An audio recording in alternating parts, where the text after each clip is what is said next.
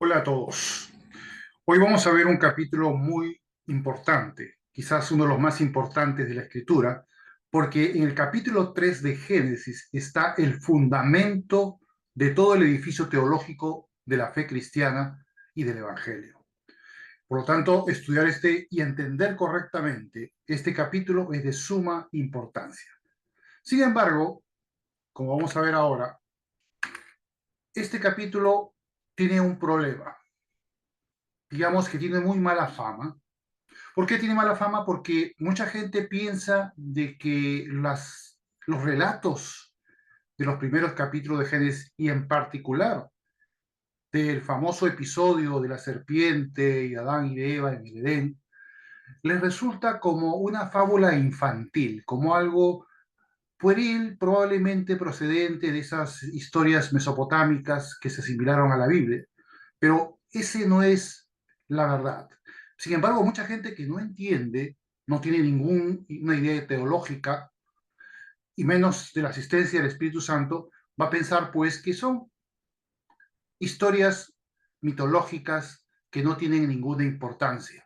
Y por lo tanto, no hay que hacerles caso, hay que pensar pues que son cosas pueriles para niños y por lo tanto podemos en tal caso ignorarlas. Incluso hay expositores de la Biblia, incluso que ni siquiera hablan de este tema, de esos capítulos, porque también están influidos por esas ideas de que son simplemente fábulas que no tienen importancia y por lo tanto mejor es ignorarlas y por lo tanto no hablemos de ellas porque dicen de cosas esas como el tema de la manzanita, que por supuesto no fue ninguna manzana, y de la serpiente, que por qué hablaba una serpiente, cómo es eso. Eso parecería como si fuera la película, ¿se recuerdan las crónicas de Narnia de C.S. Lewis, que hablaban de los animales?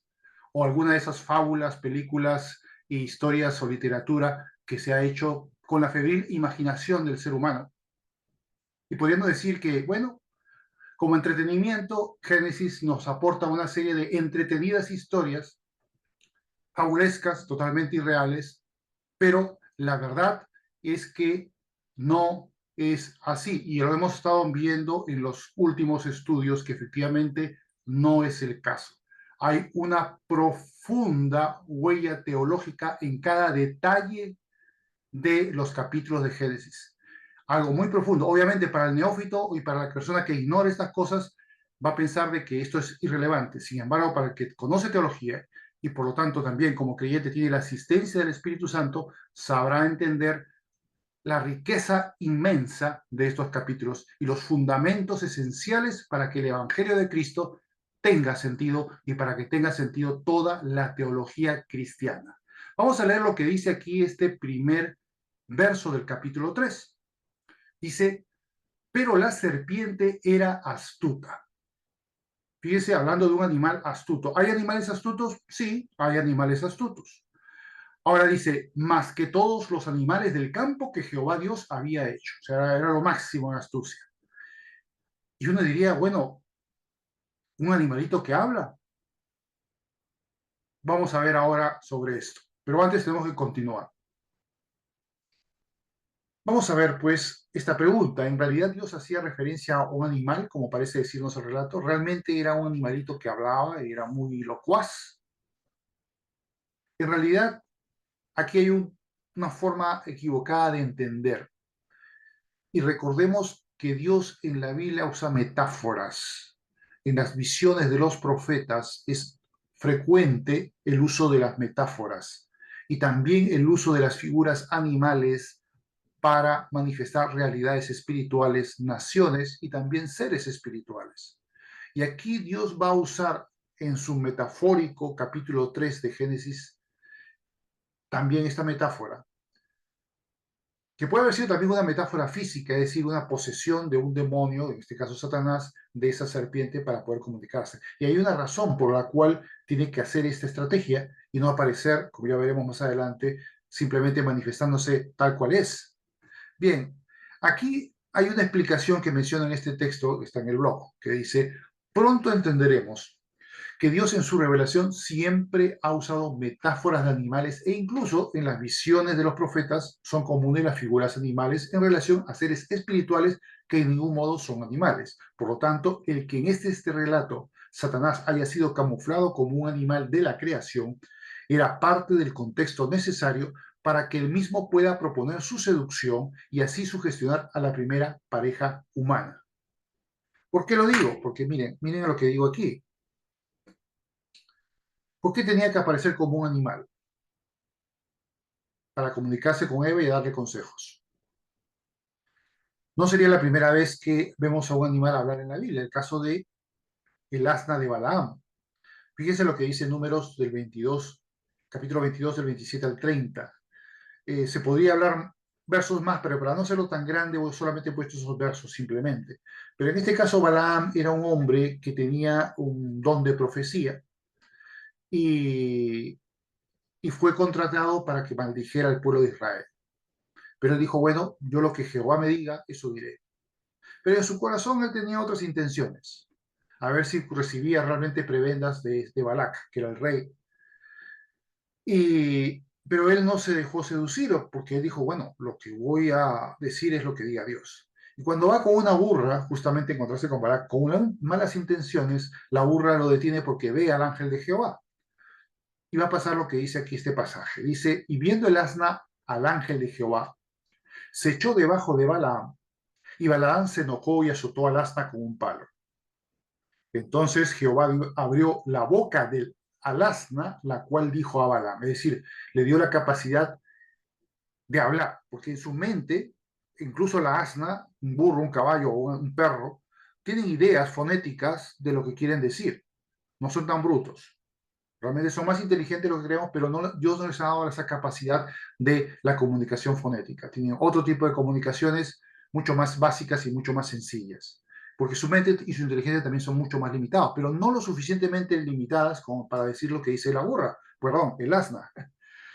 ¿Qué le dije? Le dice, ¿qué te he hecho? ¿Que me has azotado estas 3 veces? Y Balaam respondió al asna, porque te has burlado de mí por el hecho de sentarse, de echarse y no caminar. Ojalá tuviera espada en mi mano que ahora te mataría. Y el asna dijo a Balaam, no soy yo tu asna, sobre mí has cabalgado desde que tú me tienes hasta este día. He acostumbrado a hacerlo así contigo. Y respondió, no. Bien, es verdad, los animales también pueden hacer ese tipo de comunicaciones, también lenguaje de signos, y las loros, los cuervos, tienen cierta capacidad para poder también hablar, pero son como el de un niño de 5 o 6 años, no más.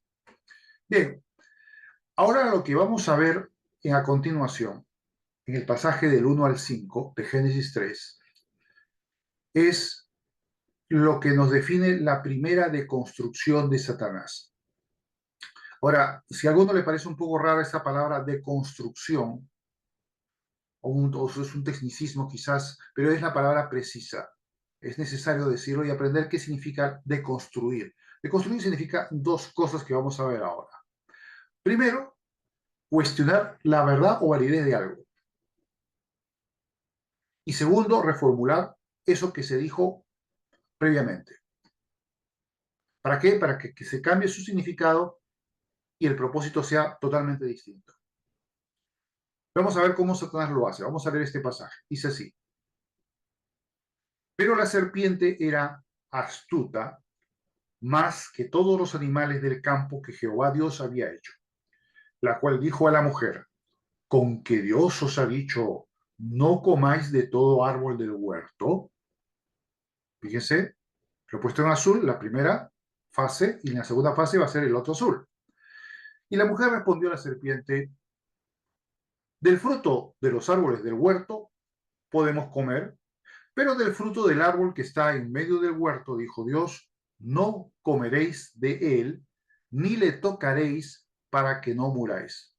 Es cierto que Dios no le dijo que no lo tocara, simplemente dijo que no comiera de él, pero bueno, lo dijo así Eva y punto, no tiene más trámite. Sabía perfectamente que Dios lo había prohibido.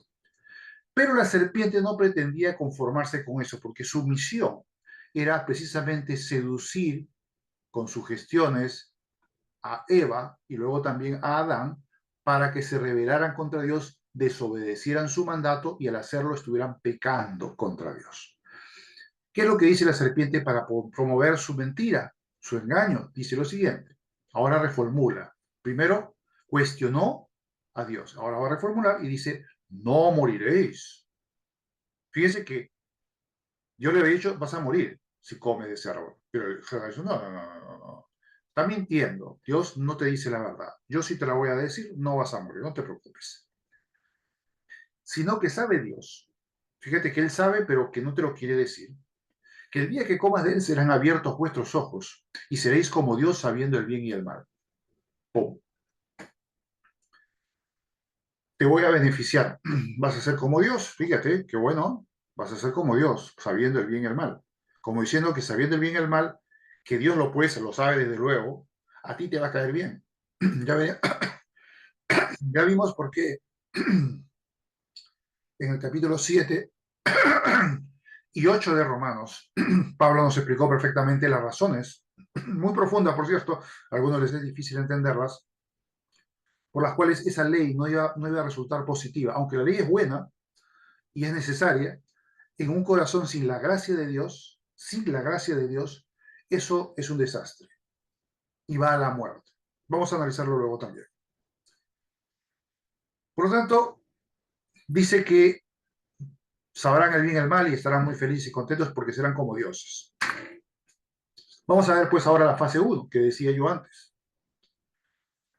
Cuando Satanás, camuflado bajo la serpiente, bajo este animalito, dice, con que Dios os ha dicho no comáis de todo árbol del huerto, está diciendo, puedes dudar de Dios. Dios tiene mala fe, no te está diciendo la verdad, yo te voy a decir la verdad y lo que Él te dice es cuestionable. Por lo tanto, no te lo creas.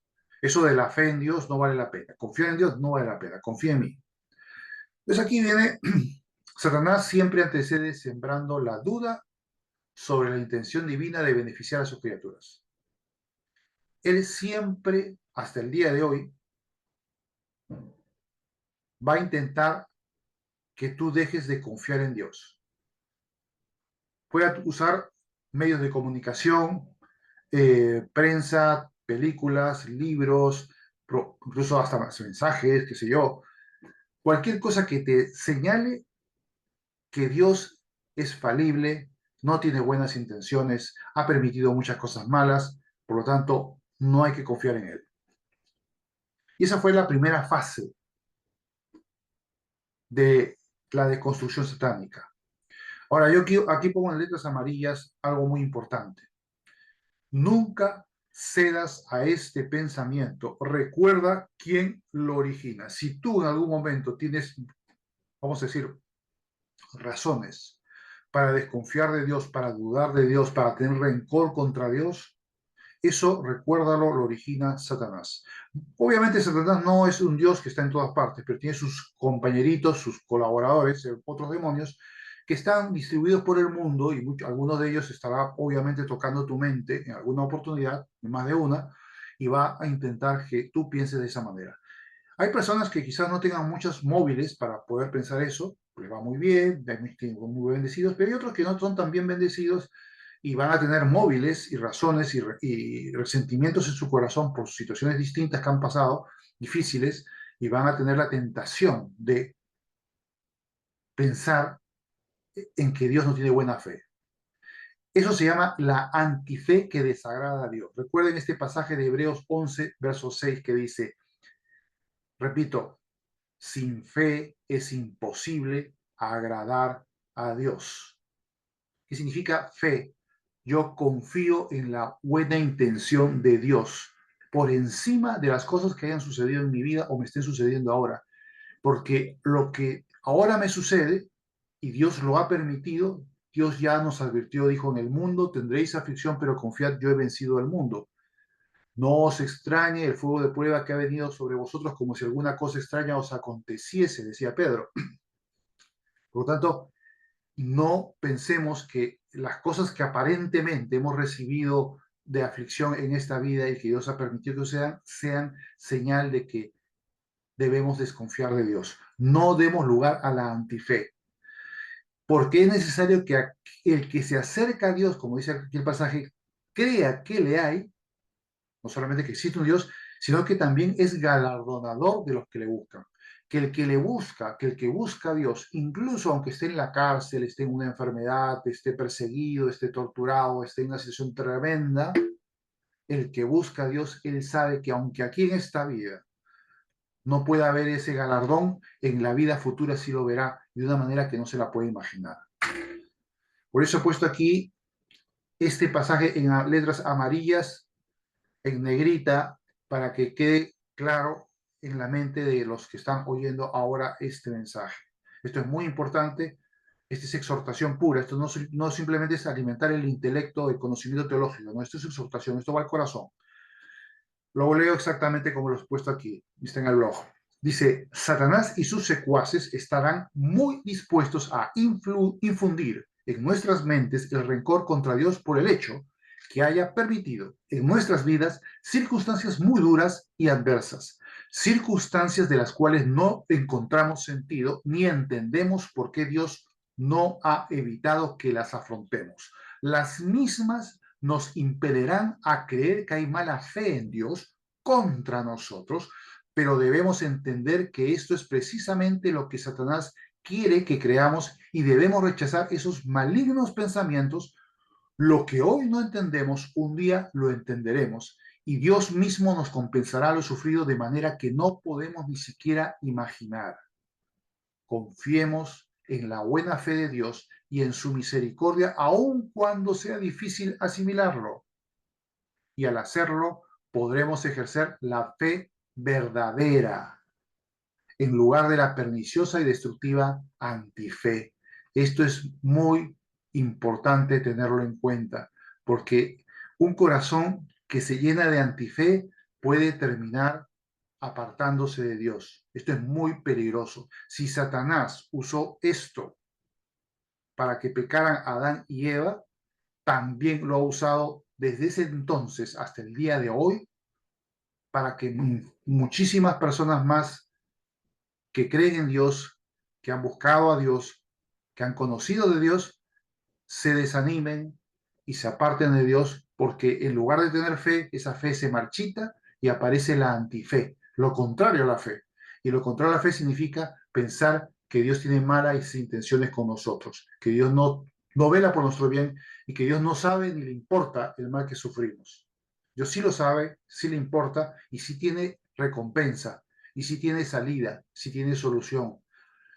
Tenemos que examinar nuestro corazón para saber si estamos verdaderamente poniendo también estorbo a la respuesta a nuestras oraciones. Si hay rencores, si hay pecados, en fin, hay muchas cosas que pueden hacer que tengamos muchos problemas. Y si no hubiese sido ese el caso, incluso aunque seamos totalmente inocentes y estemos sufriendo, del mismo modo tenemos que reconocer que ya Jesús en la cruz sufrió lo indecible para que podamos tener la vida eterna y no ir al infierno. Y eso ya es algo que nunca debemos de perder de vista, reconocerlo, ser agradecidos por ello. Por eso es muy importante tenerlo esto en cuenta y no perderlo. Esta parte está en amarillo, no en balde, sino porque es muy importante releerlo. Bien, vamos a la segunda fase de la deconstrucción satánica, que significa reformular el mensaje de Dios. ¿Qué significa reformular? Que yo voy a decir lo de una manera distinta para que su propósito, su intención sea diferente. Al final, la deconstrucción lo que hace es pervertir un mensaje original para torcerlo y deformarlo y llevarlo a otro destino, a otro propósito. Vamos a ver aquí el paralelo entre las dos aseveraciones, la de Dios, lo que dijo Dios y lo que dijo Satanás. Fíjense la comparación de ambos. La primera, lo que dijo Dios. Dice, y mandó Jehová Dios al hombre, esto está en el capítulo 2, versos 16 al 17, de todo árbol del huerto podrás comer, mas del árbol de la ciencia del bien y del mal no comerás. ¿Y por qué? ¿Qué consecuencias tendría? Bueno, te va a indigestar y te va a doler la barriga. No, no. Porque el día que él comiere ciertamente morirá. Será algo muy grave, pero muy grave. Y fíjense lo que dice Satanás. Tiene el desparpajo de desdecir lo que Dios dice, negar lo que Dios dice y dice, no moriréis.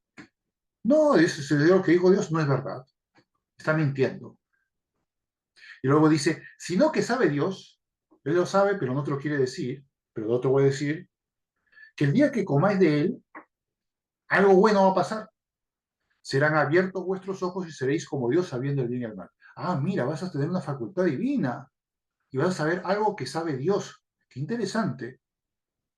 Y Dios no nos había dicho nada de eso. Y fíjate, posiblemente por envidioso o por evitarnos esa bendición, nos ha vetado el árbol del conocimiento del bien y el mal, ¿no? Eso es lo que pueden pensar.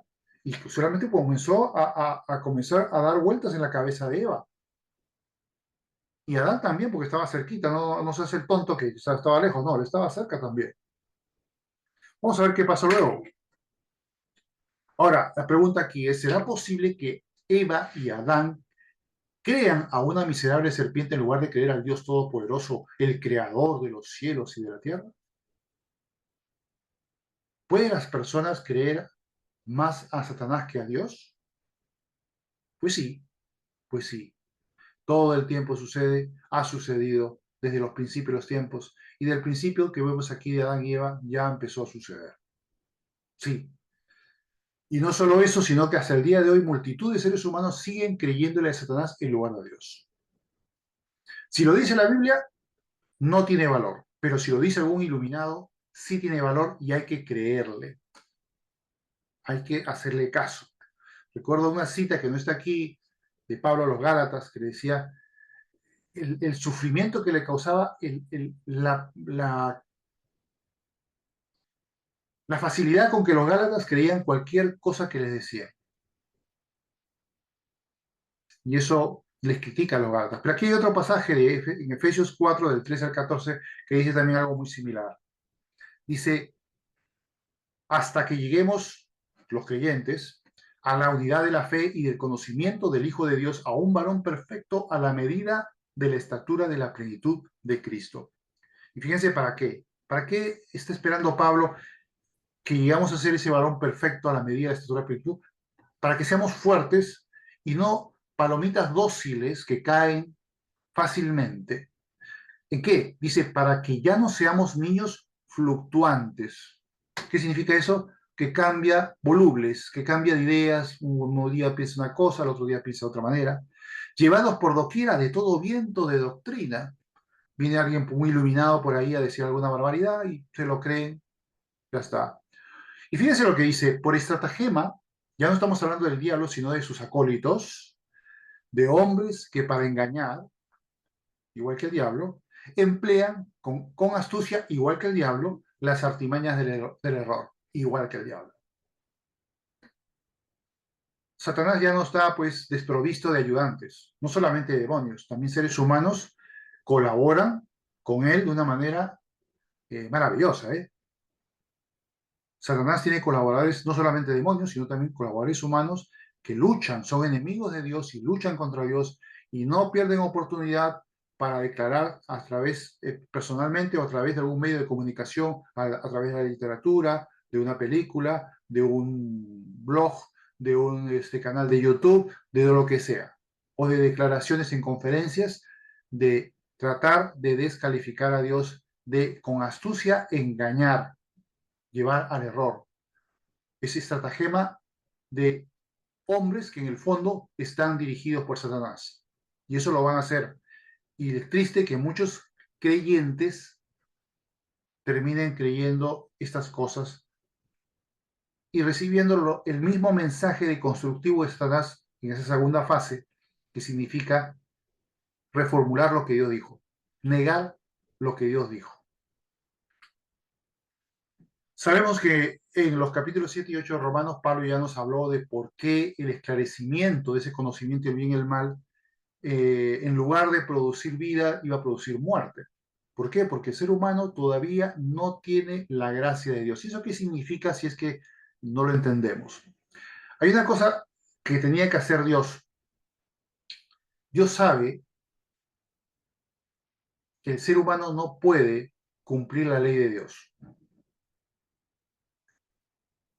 hay el pecado que mora en su corazón. No puede. Simplemente, aún sabiendo el bien y el mal, sabiendo la ley de Dios que fue dada a Moisés, y Moisés la dio al pueblo, incluso sabiendo ya ahora lo que Cristo nos dijo, y está en la Biblia, en los Evangelios, aún así en el corazón humano, aún sabiendo todo, no es capaz de cumplir la ley de Dios. Eso ya lo sabía Dios desde el mismo principio. Y sabía que necesitaba enviar a su Hijo amado, Jesús, para que Él fuera el único obediente. ¿Recuerdan el capítulo 5 de Romanos que hablamos de eso? Que por el pecado de uno, todos se condenaron, pero más la obediencia de uno, los demás serán salvos. ¿Se dan cuenta? Pues que uno que pudiera obedecer y ir a la cruz para que ese uno inocente pagara nuestros pecados, no nosotros, sino Él. Es decir, para que Dios a sus expensas sufriera el terrible castigo de su justicia, para que seamos salvos y para que la justicia de Jesús, que sí pudo obedecer y cumplir plenamente, y eso lo vamos a ver luego, pueda hacer que podamos ser salvos. ¿Por qué?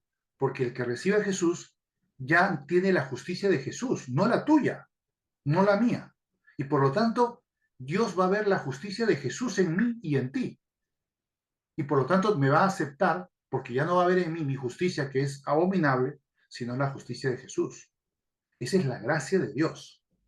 Y por gracia es que somos salvos. Eso lo dice este pasaje de Efesios 2, 8 al 10. Dice, porque por gracia, don inmerecido de Dios, sois salvos por medio de la fe. Y esto no de vosotros, pues es don de Dios, algo que Dios da. No que te lo esfuerzas o te lo ganas tú, que lo sacas de tus recursos, no, es algo que Dios te da, no por obras, dice, para que nadie se gloríe. O sea, nadie puede ir al cielo y decir, o sea, darse golpes en el pecho y decir, aquí estoy, Señor, porque yo me lo gané, porque yo era tan bueno, impólito moralmente, que yo me lo gané. Tú no tienes nada que hacer con haberme beneficiado. Yo eso me lo gané solito, es mío. ¿Alguien va a poder decir eso por muy bueno que sea? Jamás. Ninguno hay bueno. Por lo tanto, nadie puede. Solo Jesús pudo. Y es la justicia de Cristo imputada a nosotros lo que va a hacer que podamos ser salvos por su gracia. Su gracia, su don inmerecido. Luego, dice al final, porque somos hechura suya. Es decir, no somos hechura nuestra. No es que nosotros nos hicimos buenos, nos hicimos ganar el favor de Dios. No, Dios nos permitió ganar ese favor porque Él lo ganó para nosotros. Somos creados en Cristo Jesús para buenas obras. Y de esas buenas obras, dice, las cuales Dios preparó de antemano para que anduviésemos en ellas. Son fruto de Dios, hasta Dios mismo las prepara para que andemos en esas obras. O sea que todo procede de Dios. Lo que hicimos fue confiar en Él para ser salvos, nacer de nuevo. Pero Él hace el resto. Él gana nuestra justicia, que deberíamos ir al infierno, Él la ganó porque Él sí fue justo, y la justicia de Cristo es imputada a nosotros y ya Dios va a ver la justicia de Jesús y no mi justicia. Si no fuera ese el caso, no estaríamos en sintonía ni en amistad con Dios. Estaríamos condenados al infierno. Eso es muy importante saberlo. Y eso no tenía Adán y Eva. Sí, podían saber el bien y el mal, pero no tenían todavía la gracia de Dios, todavía no había venido Jesús. Ahora, ¿sabía Dios que esto sucedería? Sí, yo lo sabía y lo había preparado, sabía que esto sucedería y preparó justamente la venida de Jesús para que pudiera solucionarse este gran problema. Ahora bien, ¿cuál fue el resultado pues de esa famosa oferta de Satanás tan suculenta, que ya veremos en el próximo estudio en qué consistió y que hizo caer como palomitas a Eva y a Adán? ¿Sirvió realmente esa pretensión de divinidad que iban a adquirir al comer del fruto del árbol del conocimiento del bien y el mal o no? Al final, eso de la facultad divina, como dice aquí, resultó ser una sucia estafa. Ahora los ingenuos humanos, por haber confiado en Satanás, perderán su comunión con Dios, el acceso a la vida eterna, ya no tendrán acceso al árbol de la vida, y por último padecerán su sometimiento, perdón, a Él, así como al dominio del pecado en sus vidas. ¿Se dan cuenta? Ese sometimiento proclive en el corazón humano a las artucias de Satanás, a sus dichos, a sus pretensiones, esa debilidad humana la tenemos ahí. Y ha sido fruto de esa rebelión también. Y el pecado que nos domina también. Hemos sido más bien, en lugar de haber ido a mejor, hemos empeorado. Ha sido totalmente infructuoso y nos ha llevado a la muerte espiritual, es decir, a la separación eterna de Dios. No solamente la muerte física, que tendrá una solución, sino la muerte espiritual. Bien,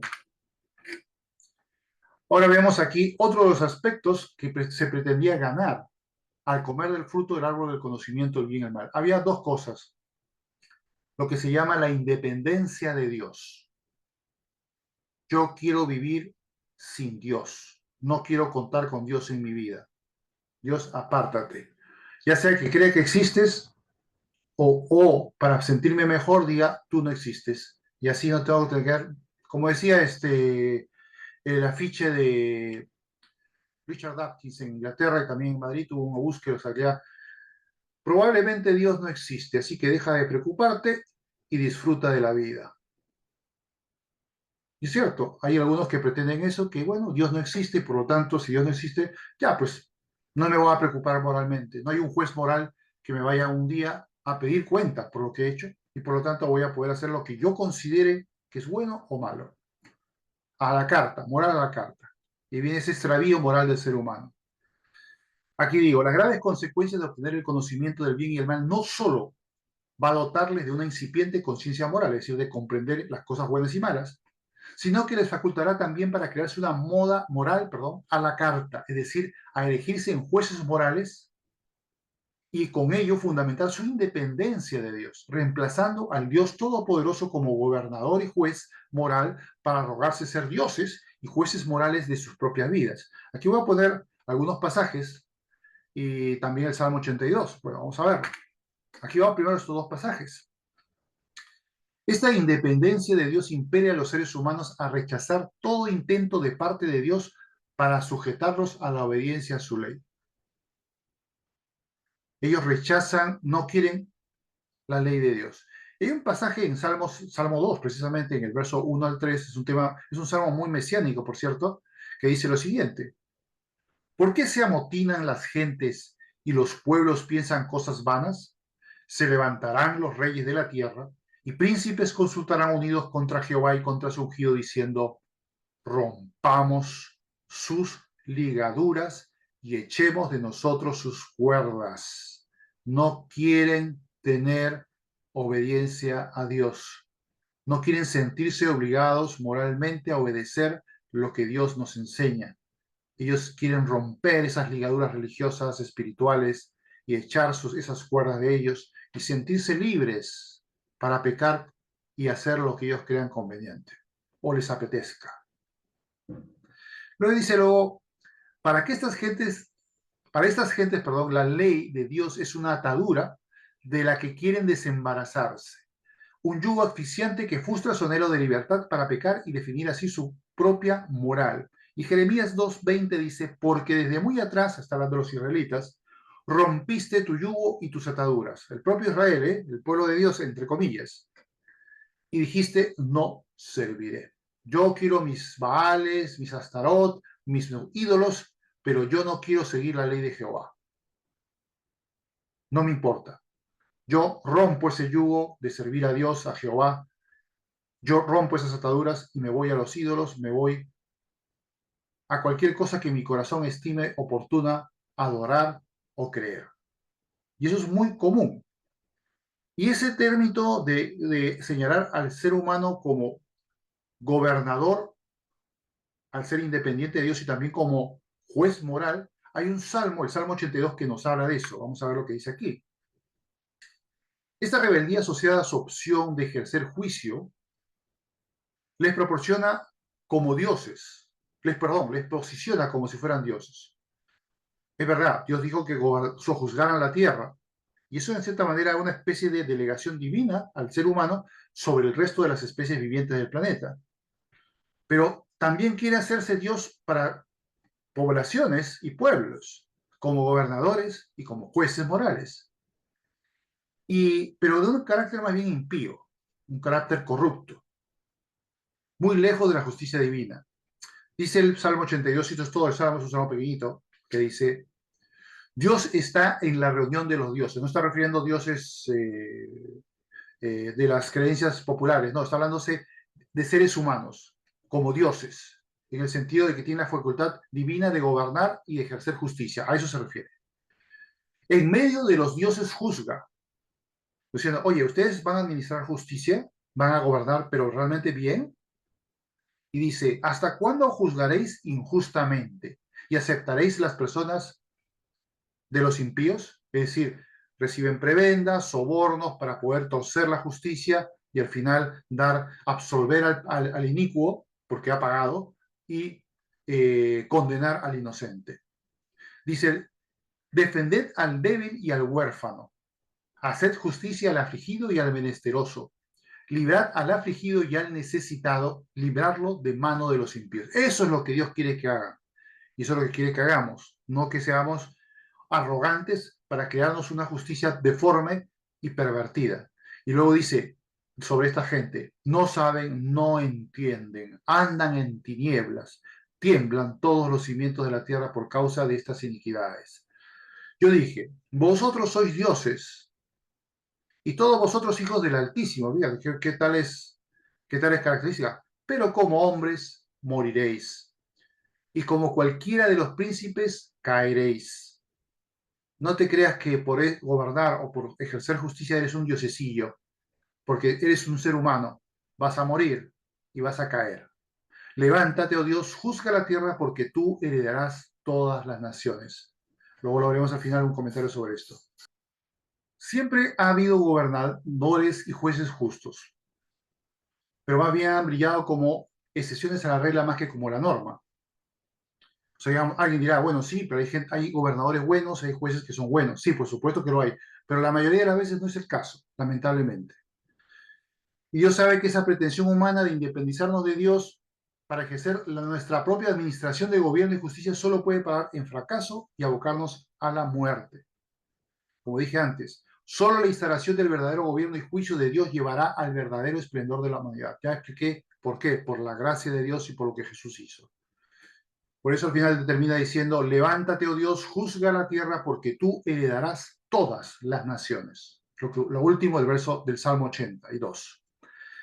Bien, con esto hemos terminado esta parte. En el próximo estudio vamos a ver la continuación, en qué consistió las tres sugestiones de Satanás para poder hacer que Adán y Eva pecaran. Y que, por cierto, son las mismas que hoy en día sigue usando Satanás. Vamos a estudiar sobre eso el próximo domingo, el próximo estudio.